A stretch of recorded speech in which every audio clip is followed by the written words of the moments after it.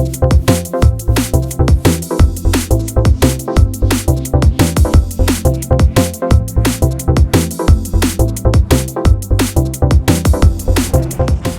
star pilot, genetically modified for extended lifespan, learns her 26,000-year mission might not be what she thought it was in Light Chaser. That's the book I'm reviewing on this episode of SFF180. Hello again, everyone. Thomas here, your host as always. Thank you so much for joining me. Now, if a collaboration between Peter F. Hamilton and Gareth L. Powell sounds like the ultimate match made in space opera heaven, well, you'll be happy to know that Light Chaser lives up to those expectations pretty well.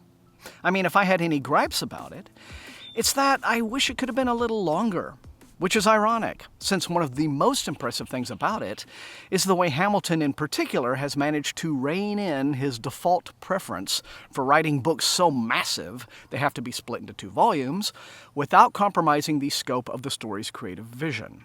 Now, maybe that's Powell's influence, who knows? In some ways, a quietly subversive riff on 2001, A Space Odyssey, which a lot of readers seem to be missing, Light Chaser is a compelling saga set more than 26,000 years in the future, when humanity has spread throughout the cosmos in a diaspora called the Great Dispersal. Amal is a light chaser, genetically modified for a lifespan so long that, combined with traveling at relativistic speeds throughout all the colonized worlds in the galaxy, she's practically immortal. Her vessel is the Mnemosyne, named after the Greek goddess of memory, and Amal's job is literally collecting the recorded memories of countless people on countless worlds. Her voyage is a 1,000-year circuit, and her arrivals give her the prestige of anything from a dignitary to an outright goddess, depending on the level of cultural sophistication each world she visits has developed. Now, while checking out the most recent set of memory collars she has collected from a medieval agrarian world, Amal comes across a personal message from someone identifying himself as Carloman, who claims to have known her many centuries before. It seems perfectly impossible, but as she collects more recordings, she finds more messages, guiding her towards even more messages. It's clear that she and Carloman have a history, and it all makes Amal aware of just how unaware she is of her own history. And one of the things he's telling Amal about the planets and the people she's visiting, about how their civilizations remain completely static, no matter how many millennia pass, and how this might be due to intentional and malicious interference. At its heart, Light Chaser is the story of a woman on a 26,000-year voyage of discovery who, in the end, finally discovers herself. Our memories, the collective experience of our lives, make us who we are.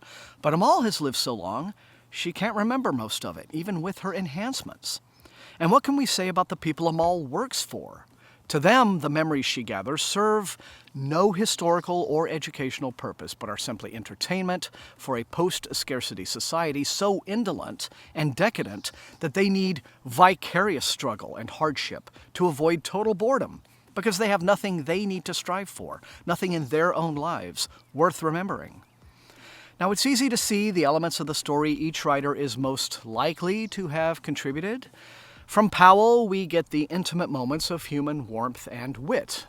The way in which the story cleverly spoofs one of science fiction's silliest tropes, that of the single-purpose planet, feels very much like a humorous Gareth Powell touch.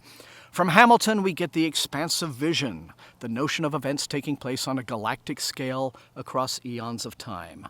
And in a nod to his own Night's Dawn trilogy, from dark realms outside the known universe, it meshes beautifully.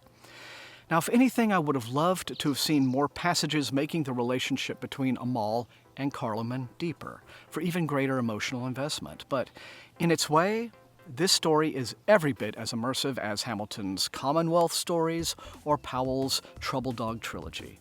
It's a journey that takes us to the ends of the known universe and the depths of the human heart.